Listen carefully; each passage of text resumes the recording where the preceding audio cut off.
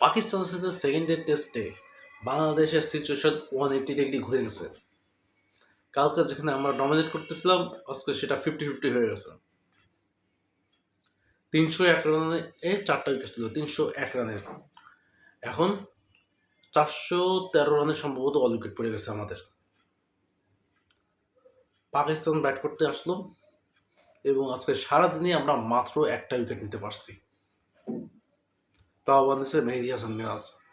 বাকি কোনো বলার কোনো উইকেটই নিতে পারেনি। নাহিদ রানা এত গতিতে বল করতেছে, কোনো কাজ হচ্ছে না।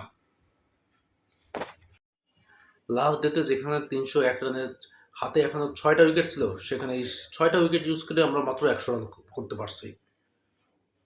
মুশফিকুর রহিম অবশ্য 50+ করছে, 71 করছে, কিন্তু বাকি কোনো ব্যাটাররা ওইভাবে কোনো কাজ করতে পারেনি। অবশ্য ব্যাটাররাই আউট হয়ে গেছিলো, সব বলারই ছিল।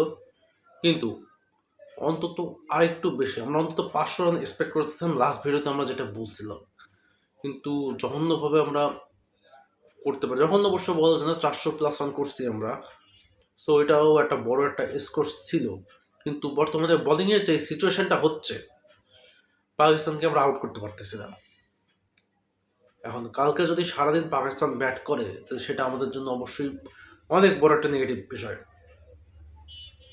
কালকে আমাদের পাকিস্তানকে অল আউট করে আমাদের কালকেই ব্যাটিংয়ে নামতে হবে, না হলে সিরিজটা হাতে থেকে চলে যাবে, না হলে ড্র হয়ে যাবে।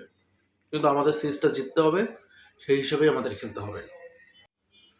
এবাদত অনেকদিন পরে ফিরছে, কিন্তু আজকের দিনটা সাকসেস হতে পারিনি। নাহিদ রানা তার গতি দিয়ে বল করে যাচ্ছে, কিন্তু সাকসেস হতে পারিনি। সে পিএসএল মাথায় আসছে, কিন্তু এখানে কিছু করতে পারতেছে না। অবশ্য পিএসএল টি20 ছিল, এটা টেস্ট, কিন্তু আপনি সারাদিন বোলিং করে একটা উইকেট পাবেন না, এটা একটু এক্সপেক্টেবল ছিল না আমার কাছে অ্যাকচুয়ালি। আপনাদের কাছে কেমন ছিল অবশ্যই জানাবেন। এবং কালকের দিনটা আবার একটু আলাদা হতে যাবে, কারণ বলটা পূর্ণ হবে, তখন তাসকিন নিজের ম্যাজিক দেখাতে পারে। পুরনো বলে তাসকিনের রেশিওটা অনেক ভালো, এবং তাইজুল ইসলামও কালকে বল করবে। আজকে তাইজুলকে মেলা পরে নামানো হয়েছে। সো কালকে আমরা আশা করতে পারছি আমরা কালকেই পাকিস্তানকে অল আউট করতে পারবো, এবং আমাদের হাতে অন্তত 150 রান রাখা উচিত, না হলে ম্যাচটা আমাদের জন্য অনেকটা চলে যাবে বলতে পারেন। তো ম্যাচটা হাতে রাখার জন্য অন্তত 150 রান রেখেই পাকিস্তানকে অল আউট করা উচিত। আপনাদের মতামত কি অবশ্যই কমেন্টে জানাবেন। Thank you so much for watching.